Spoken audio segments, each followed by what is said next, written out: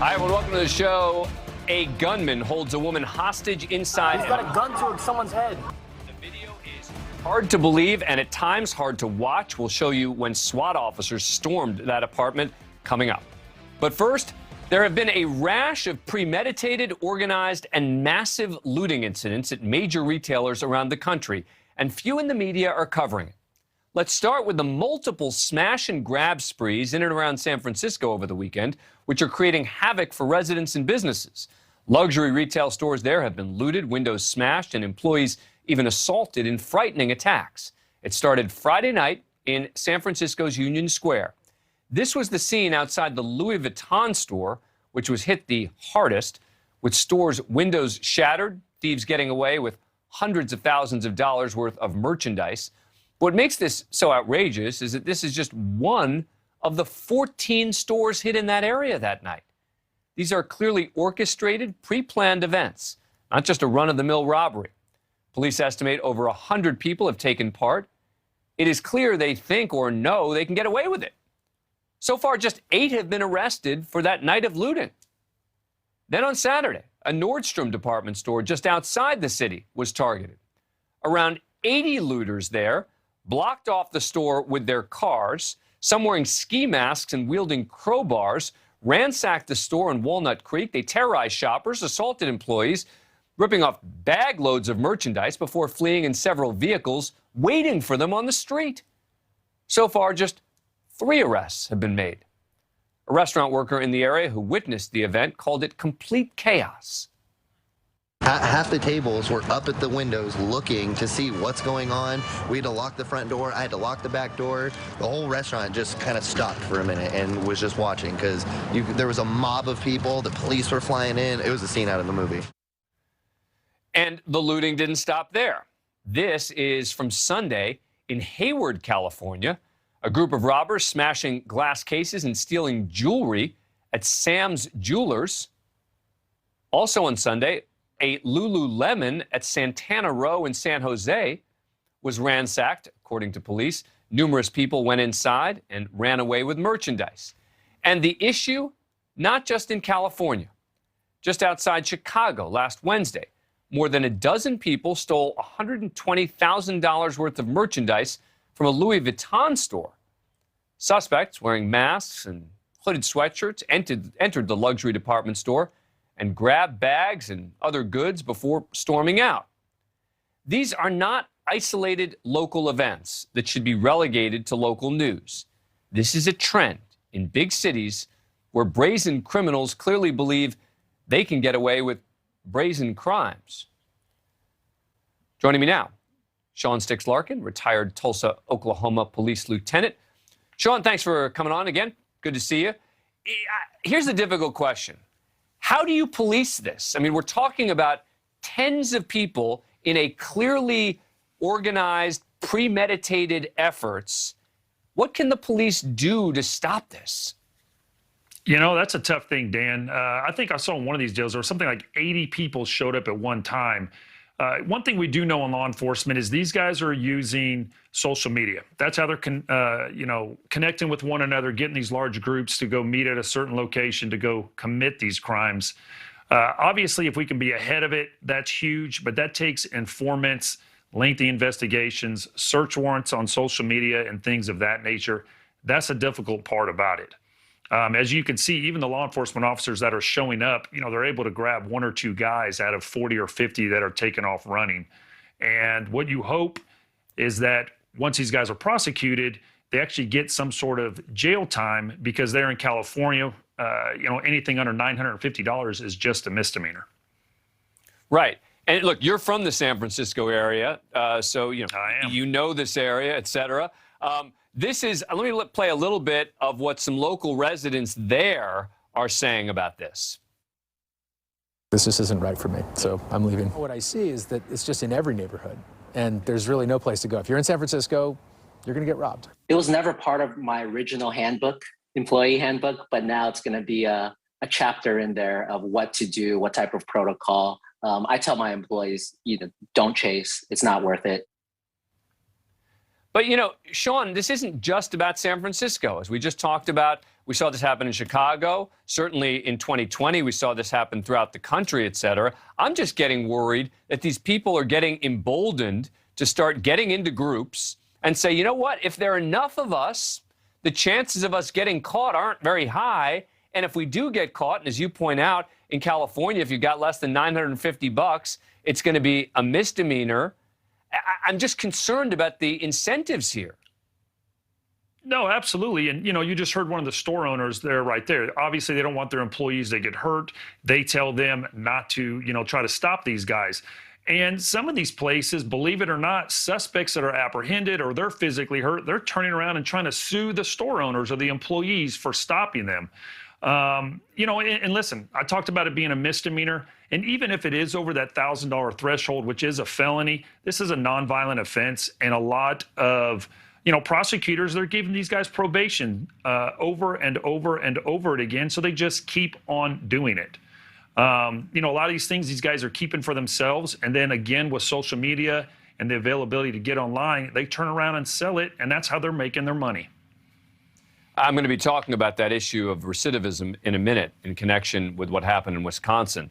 But should we be concerned about the holiday season, that this is going to be happening more in the weeks to come? Absolutely. When you see videos like this and people are getting away about it, they're going to continue to talk about it. They're going to, show off. They're going to flaunt. Look what I got. Look what I got away with. And listen, the people in San Francisco, like you said, that's where I was raised at. It's where I'm from. That is a tourist-driven city. So when you take some of these large cities, whether it be San Francisco, California, New York City, that are having these mob, mentality incidents, it's going to hurt tourism. And that's something that's going to happen. We're going to see over the next couple of years is people aren't going to want to go there because they're fearful that they could fall victim to one of these crimes or get caught up in something happening. Well, and then maybe as a result that local officials will do something about it. We shall see. But I am stunned at how widespread this was and how little media coverage this has been getting. Sticks, thank you. We're going to check back in with you later about that insane video from that hostage situation out on the West Coast that we showed at the top of the show. So we'll see you then. But first, this is clearly relevant to what we're talking about. You've probably heard about the deadly parade tragedy in Wisconsin, right? 5 people dead, more than 40 injured, after an SUV plows into parade goers. But the real story here is how preventable this all may have been. Darrell Brooks Jr. should never have been driving around the streets in an SUV. He had 2 open cases against him, including for disorderly conduct. He had just gotten out on a $1,000 cash bond for allegedly running over a woman. Now, even Milwaukee County's DA admitting it was inappropriately low was the bail. Of course, now they're investigating. What does that even mean? He's questioning his staff? We're going to talk to someone who knows the Wisconsin judicial system well, a former justice from the highest court, up next.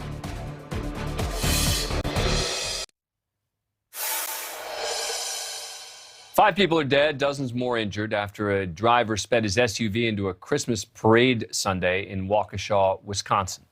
But maybe the most troubling part of this horrible story is that police say the suspect, Darrell Brooks Jr., already used the same vehicle to hit someone earlier this month. Brooks was already out on bail after being released 6 days ago, arrested earlier this month for punching his girlfriend in the face, then hitting her with that vehicle, the same Ford Escape used in Sunday's parade attack. Brooks posted $1,000 bail. And police say that on Sunday, Brooks had just committed another crime before the parade attack. We have information that the suspect prior to the incident was involved in a domestic disturbance, which was just minutes prior, and the suspect left that scene just prior to our arrival to that domestic disturbance. Brooks has got an extensive criminal record dating back more than 20 years. Now the DA in Milwaukee, where he was arrested earlier this month, says Brooks's bail should have never been set so low for such serious crimes. District Attorney John Chisholm says his office is conducting an internal review of the bail recommendation. I don't even know exactly what that means, but how could this have happened? Joining me now is the former justice of Wisconsin's highest court, the state Supreme Court, Janine Geske. Justice Geske, thank you for coming on the show. Appreciate it. Look, I don't like doing stories that suggest, oh, because someone committed a crime in the past and now they've committed a crime now, we should all be outraged that the person was ever out. But this does seem totally different to me. The notion that he was out on $1,000 bail, the DA now saying he's going to investigate. I don't even know what that means. You know, I too am not often critical because it's hard to have a crystal ball. This bail was way out of proportion of what it should have been. This defendant had a record in Nevada of sex offenses. He was not brought back to Nevada. He had a series of crimes in Wisconsin. He'd been charged with bail jumping. His bail had been at $7,500. And they could not get him to trial within his speedy trial demand. So they'd reduced it to $500 and he got out. Then he committed another crime allegedly, and somehow it got set at $1,000. I don't know if the prosecutor didn't tell the judge or the court the record or whether but apparently the prosecutor only recommended $1,000.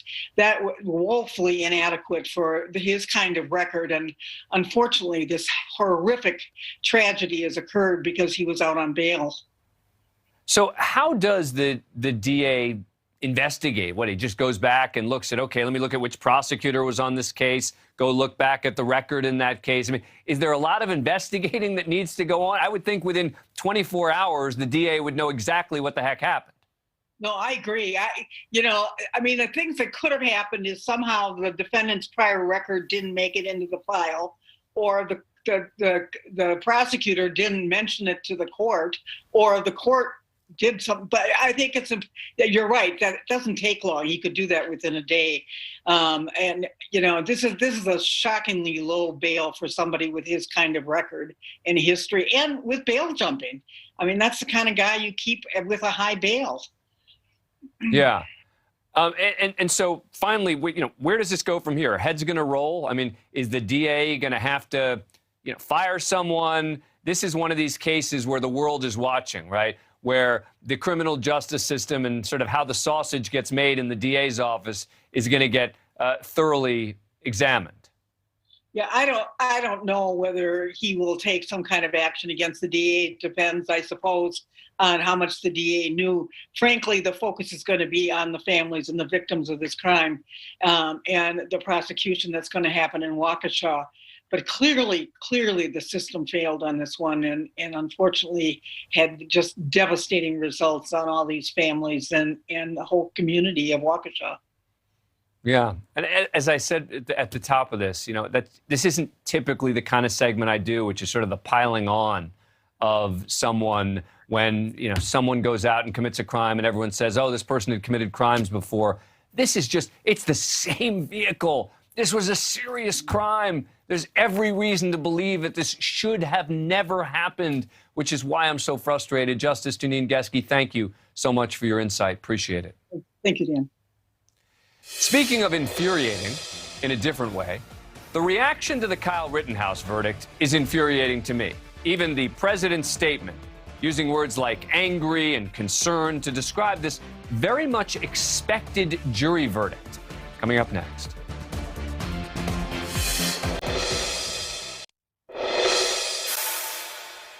Welcome back. I am really frustrated about the reactions to the Kyle Rittenhouse verdict, a verdict that surprised really no one who was watching the evidence and remotely understood the law.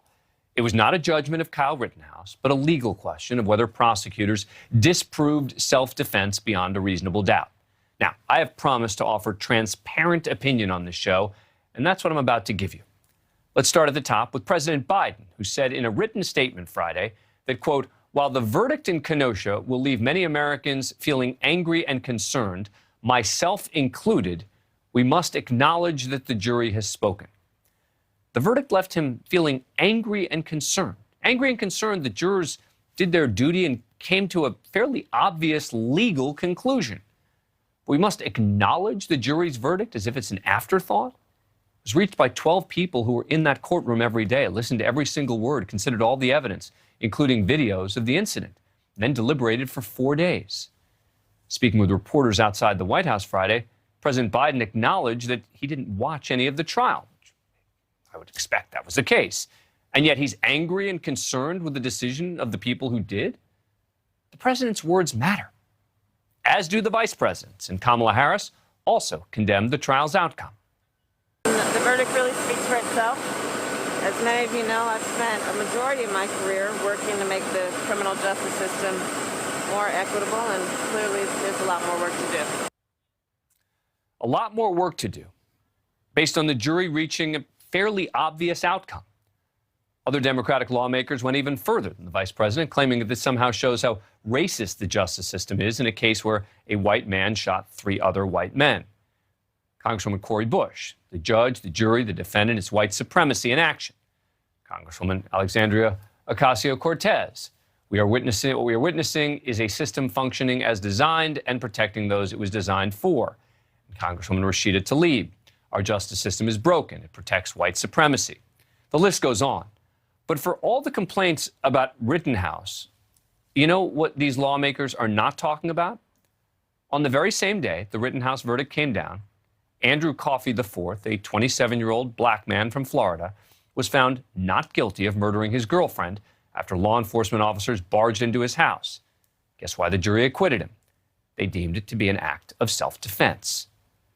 Now, to be clear, and the over-the-top reaction to the Rittenhouse verdict was not limited to Democrats. Republican Congressman Madison Cawthorn and Matt Gaetz both offered Kyle Rittenhouse jobs as congressional intern, treating him as some sort of hero because they think they'll get political brownie points for it. He isn't a hero either. But in this case, it's worse for our leaders to impugn the entire judicial system to try to get people riled up for political purposes. It's a point I've made before, and it's a point I'm going to continue to make here. You will hear me calling out politicians on both sides of the aisle who try to use the courts for political gain. Now, of course, it's not just elected officials who are making irresponsible statements.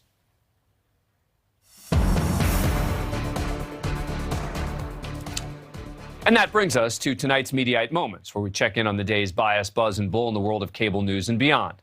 The media coverage of the Kyle Rittenhouse case was a bit of a disaster, led by the partisans on both sides. But putting aside shoddy and biased analysis, there were too many examples of just getting facts wrong. Here we have a 17-year-old kid, underage, said he bought an AR-15 because he thought it was cool. He goes around and he ends up unloading, 60 rounds? Kyle Rittenhouse did not unload 60 rounds. He fired 8 rounds. It matters. If he'd fired 60 rounds, it would have been a very different case. And that clip was from November 12th, when the facts were clear. And there was Reverend Al Sharpton after the verdict. Now we're being told that someone can cross state lines with a semi-automatic rifle and kill people and say it's self-defense, and they have this case to cite as saying that I'm like Rittenhouse. This is one too many people continue to get wrong. Rittenhouse did not take the AR-15 across state lines. It was at his friend's house, also in Wisconsin, where he retrieved it. That's a fact. Not surprisingly, the misinformation spread to the sports world, as NBA commentator Jalen Rose explained the context of the riots before Rittenhouse arrived. Jacob Blake was not killed.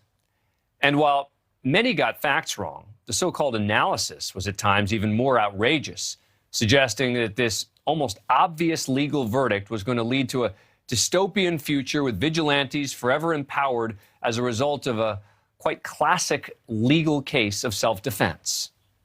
What I am concerned about is the precedent this sets for what people will believe that they can do under law when Black Lives Matter protests happen in the future.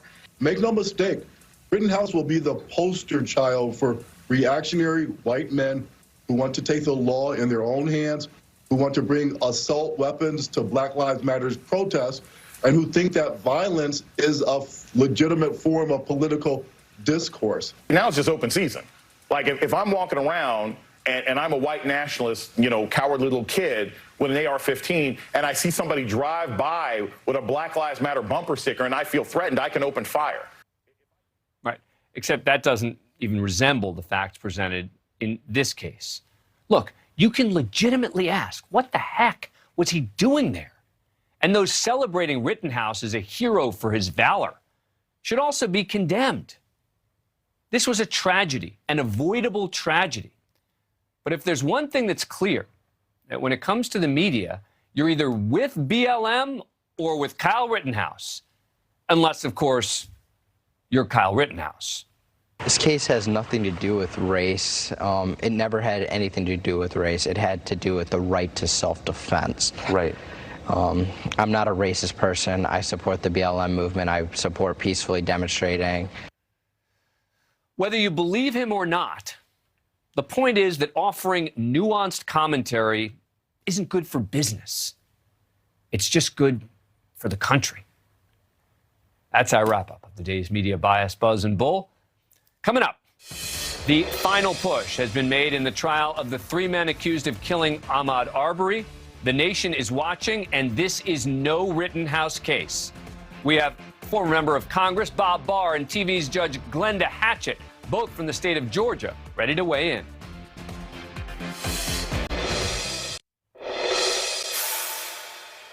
Closing arguments concluded today in the trial of the 3 men accused of killing Ahmaud Arbery. Travis McMichael, his father Gregory McMichael, and William Roddy Bryan are accused of confronting and killing 25-year-old Arbery in February of 2020. They're all charged with murder and have pled not guilty. Now, this is the video of the incident. You see Travis McMichael and his father trying to stop and eventually killing Arbery while he is out running. William Roddy Bryan is behind filming it all. During today's closing argument, lead prosecutor Linda Dunikowski made one last push to convince the jury that even though Georgia had a citizen's arrest law on the books, there was no reason for the defendants to stop Arbery, and the McMichaels and Bryan simply assumed Arbery was guilty of something before chasing him down and eventually killing him. You heard the defense talk about, well, probable cause. You're going to have to distinguish between assumptions based on gossip and rumor and all this neighborhood talk on Facebook, and actual probable cause to believe a crime had been committed and someone had committed that crime. The state's position is all 3 of these defendants made assumptions about what was going on that day, and they made their decision to attack Ahmaud Arbery in their driveways because he was a black man running down the street. They assumed he must have committed some crime that day because he's running real fast down the street, right? They did not call 911. They wanted to stop him and question him before they called 911. How do we know? Because that's what they told the police that night. That's what they said on the scene. Hey, stop, we want to talk to you. Can't do that. They made these decisions in their driveways. So what's really going on here? You know what's really going on here. Mr. Arbery was under attack. They committed 4 felonies against him. And those are the 4 felonies in the indictment. Then they shot and killed him, not because he was a threat to them, but because he wouldn't stop and talk to them. Now, they're being tried together, but what people forget is there are 3 separate defendants on trial here, represented by 3 separate legal teams with slightly different defenses. So we thought it was important to separate this out into what each of the 3 defendants' attorneys had to say today. They have a duty to you to prove under the law that Travis, at the time he raised that gun, was not in fear. That at the time Travis shot Mr. Arbery, as he came across the front of that car and held the gun and punched him, that he was not in fear of receiving a serious injury or death. And they have a duty to prove to you that when Travis stopped to talk to Ahmaud, that he did so to commit a felony of aggravated assault. It means every time you're walking in your neighborhood and somebody pulls up a truck next to you and says hi or hey, they've committed an aggravated assault or a false imprisonment. Where's the evidence of that? The facts presented in this trial bear no resemblance to the story that the state told you in opening statement. A 25-year-old who met a brutal death after being chased and killed by residents of a neighborhood who wanted nothing more than to murder him for having the audacity to jog in their neighborhood. Not a single piece of evidence that's been presented to you in this entire trial supports such a hateful and gruesome set of circumstances. Roddy Bryan didn't shoot Mr. Arbery. He was armed only with a cell phone, and he was a good distance away when the shots rang out. Roddy did not cause and could not cause Mr. Arbery's death within the meaning of this statute. Roddy was not the shooter, so he could not shoot Mr. Arbery unlawfully. Roddy did not shoot him at all. Roddy Bryan acted in good faith on the day in question. There is no evidence whatsoever of malice. And most importantly, and I think this echoes arguments made by others, nor can Roddy be a party to the crime of malice murder, because there is no evidence that Roddy Bryan intentionally helped Travis McMichael murder Mr. Arbery. Joining us now, attorney and former Georgia member of Congress, Bob Barr, and Judge Glenda Hatchett.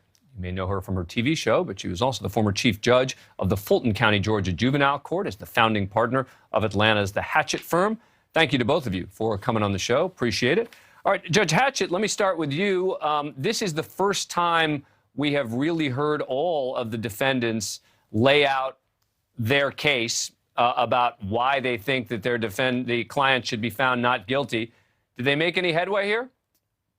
Well, I think that they did, at least enough to muddy the waters. Because you remember the burden will always be on the state to prove this. And what they had to do today, they had to get up and say, listen, they haven't proved beyond a reasonable doubt. Now, I do think that the state has done an excellent job. And I think ultimately they will carry the day. But they vigorously stood up and put on the defense that they were justified in making this quote unquote citizen's arrest, which is not going to hold water, and then that they were justified because there was a situation with self-defense. I think that of the three of them, I think that the one who took the video and his last comments were, I think, probably the most persuasive. And that may end up getting his client off. Bob Barr, your thoughts on that? I think that's a fair analysis. What will be very interesting, Dan, in this case is to see what the president says if the verdict comes out the way he doesn't like it. Right. Because this is a far different case from the Rittenhouse case. The Rittenhouse case had hours, it seems, of videos from drones and different angles. This case was just the four individuals involved. There is a video, certainly, taken by the one defendant, Roddy, I think his name is. But the complexities and the nuances, as the judge just indicated, will be far different and will weigh on that jury far different than a president perhaps hearing 5 minutes from some staff people about what the verdict meant. Well, but again, I will say that if there is an acquittal of the McMichaels, I could see why there would be statements about the problems with our jury system, because I've watched both these cases. The Rittenhouse case is nothing like this case. You've got the difference in one case, Rittenhouse is getting chased, and in the other case, these guys are chasing Arbery. I mean, that's the fundamental difference. And when you're talking about self-defense, it's a big one. But Judge Hatchett brought up a really good point, and I want to play this sound from the one defendant here who may not be convicted, or has a shot at it, I should say, because I don't think the other two have a shot at it, is Roddy Bryan. He's the one who was filming it from the back. And this is number 14. This is his lawyer making the argument on behalf of his client. When did Roddy Bryan know the McMichaels brought guns? When did Roddy Bryan know Travis McMichael would shoot Mr. Arbery? And at that point, what could Roddy Bryan have done to stop it? The inconvenient truth is that Roddy Bryan did not know and could not know that these men were armed until moments before Mr. Arbery's tragic death. He did not know and could not know that Arbery would be shot. And by that time, sadly, there was nothing Roddy Bryan could do to prevent this tragedy. Roddy Bryan didn't shoot anyone. At the time of the shooting, he was some distance back. He was armed only with his cell phone. But Judge Hatchett, is a legal matter, he doesn't have to have known. No, he doesn't have to know. The fact that there were times, and it's not disputed, there were times when Roddy's truck blocked Arbery in his path of running away. I do think, though, that his attorney making those last comments was probably the strongest part of the case, and saying that he didn't know. But you're right, legally, it's not necessary for him to have known. Now, I think it's going to be far more difficult for the state to prove that there was this kind of conspiracy. I'm sure that Roddy felt like if I had just stayed at home. But let me also say to you that I was very surprised. I'll be interested to know whether the congressman would agree with me on this. I was very surprised, one, that these cases were not severed, and that very importantly, number two, that the prosecutors did not strike a deal with him beforehand for him to testify as a state witness in this case, because I think that could have been enormously compelling. And I think that they would have gotten over some evidentiary issues that they couldn't do because they were all three tried together. So I'm just curious Let me ask Bob Barr. Bob Barr, real quick, what do you make of that? I don't know that they didn't try and cut a deal. Apparently, well, obviously it wasn't successful if they did. I suspect, though, that the prosecution felt that they had such a strong case against the father and son that they didn't need to give up anything with regard to the third defendant. I do agree, though, that if the third defendant, Roddy, is convicted of a serious charge, that he will have some fairly solid grounds for appeal, including the failure of the judge to sever his case. I agree with that.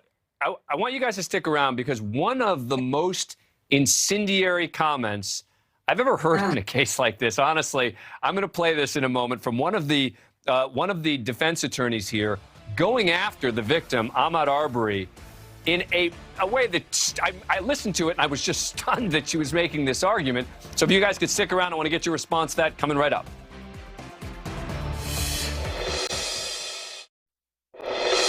Turning Ahmaud Arbery into a victim after the choices that he made does not reflect the reality of what brought Ahmaud Arbery to Satilla Shores in his khaki shorts with no socks to cover his long, dirty toenails. What the heck is she doing? How does she think this is going to help her case? I don't know. Maybe former Georgia Congressman Bob Barr or Judge Glenda Hatchett have a theory for me. Bob Barr, this just seemed to me, I mean, I get it. You have to say that he was aggressive. You have to be able to argue self-defense, etc. But this just seemed like the kind of argument that is just going to turn people off. I don't know. She probably clearly did it on purpose. Well, I wondered whether she had an elusive moment or something there. You don't see that very often in trials that have, in criminal trials especially, where there are attorneys who have experience, as she does. I have no idea what she was trying to convey, but whatever it was, I think it got lost in the translation. Well, and I think that Glenda Hatchett, if you look at it from the sort of the most pejorative point of view, the translation was racist, right? Was that she was trying to suggest that this guy with the long toenails and this and that. I mean, I don't know how else to interpret it. Well, I don't either. And I will tell you that I thought it was horrific. I was stunned when I heard it. I thought it was really an effort to paint him as almost barbaric. You know, these dirty toenails. What does that have to do with anything? Right. And the other thing, I just thought, to just keep putting the victim piece. But I think that this was a Hail Mary. I think that this was a really desperate and very low blow that I hope people will see through and understand it for what it really was today. Yeah, I mean, look, I don't think there is a chance that Travis or Greg McMichael is getting acquitted. I mean, do you guys disagree with me? I mean, maybe it could get a hung jury. I don't think there's a chance that either of them are getting acquitted quickly. Bob Barr, do you agree or disagree with me? No, I agree. I would be amazed. I mean, I've been amazed before, but this case is about as strong a prosecutor's case for murder as I've seen, and I've been practicing law a long time. Glenda Hatchett? I absolutely agree. I can't imagine that they would be acquitted. There may be some holdout on the jury that may cause hung jury, but they will not walk in this case. I mean, I just can't imagine that will happen. Which is why it is so important, and I'm talking now to my viewers, to separate cases based on the facts, the evidence, and the law. You can't just lump this case in with Rittenhouse and say, oh, well, this is just another case of self-defense, et cetera. It's a totally different case. Before the Rittenhouse verdict came in, we were predicting that it was very likely he was going to be found not guilty. We are all agreeing on this case that we think it is very, very unlikely that, in particular, these two defendants, probably all three, would be acquitted. So, former Congressman Bob Barr and Judge Glenda Hatchett, good stuff. Really appreciate it. Look forward to having you back. My pleasure. Coming up.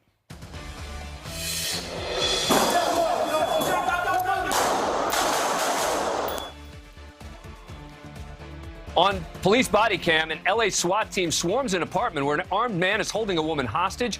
Retired Police Lieutenant Sean Larken walks us through the dangerous rescue. Coming up.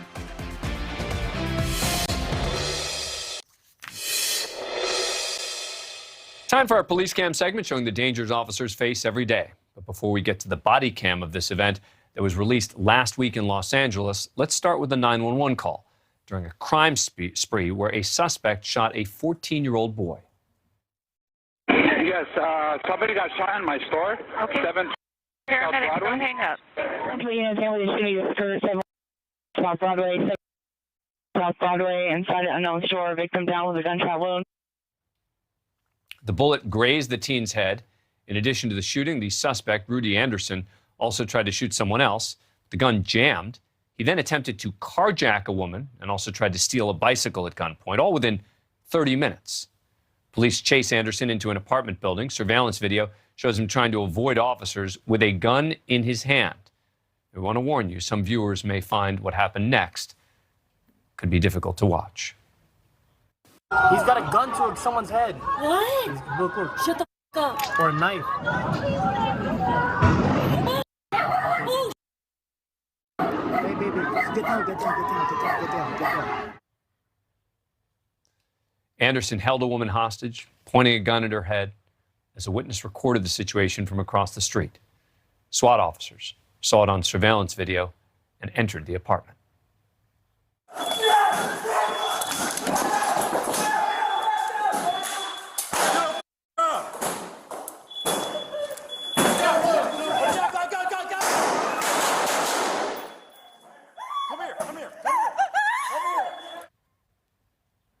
Police saved the hostage, who was not injured. The suspect died at the scene. Back with me again, Sean Sticks Larken, retired Tulsa police lieutenant. Sticks, as I watched that, I really couldn't even believe that they were able to get in there and rescue her safely without anyone getting injured. Yeah, exactly. You know, LA is one of a few departments across the country that has a full-time SWAT team. And so when something like this happens, they can respond immediately.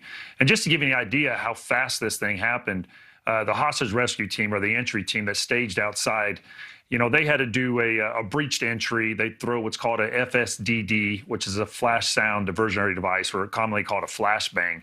Ideally, on one of these type of things, like we've shown here on your show, you get somebody with a long rifle, a marksman, that probably would have set up exactly where the cell phone footage is filmed from across the way, and they try to do a precision shot from there to, you know, eliminate the suspect as a threat. They didn't even have time to get that set up and realized, you know, the dire situation this woman was in and had a forced entry. And as you mentioned, they were able to eliminate him with nobody getting hurt but the suspect. All right, so the suspect that, you know, takes the hostage, which is obviously the incredibly difficult part to watch as we're looking at it from across the street. Enters the apartment. Let's see that happen again.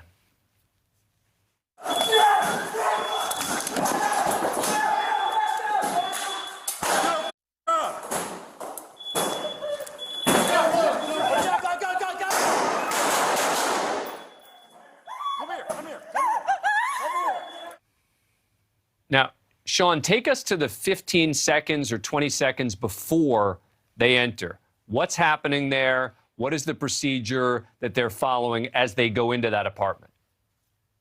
Well, if you have the time, actually what you try to do is you try to find an identical apartment somewhere else in the building, and you do, repetitions. You practice how we're going to move through here. This situation, again, they didn't have it. They had the intel that the suspect had a gun. He's holding the woman as a human shield.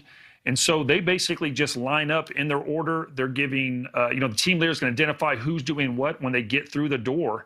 And the way he positioned himself with the woman, they literally have to get up point blank to him to eliminate him as a threat. They're able to get the female away from him. You hear them say, gun, gun, gun.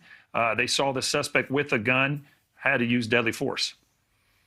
And we saw there the officers helping the hostage there, and she's frightened. You can just imagine she's just sort of, has lost her bearings to some degree.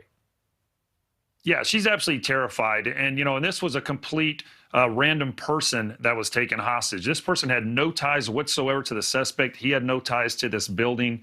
Obviously the homeowners, lock your doors. You want to prevent something like this or anybody coming in your house from happening. And she is absolutely terrified. And this is something I'm sure just mentally she'll be dealing with for some time to come. Sean Larken, this was a hairy one to watch. Appreciate it, as always. Hey, thanks for our brothers in blue. That does it for us tonight. News Nation Prime will be coming up in a moment. And we will be continuing our coverage here of the Ahmaud Arbery case. We'll be following as the jury gets the case tomorrow. We'll have full coverage of that. See you then. Thanks for watching.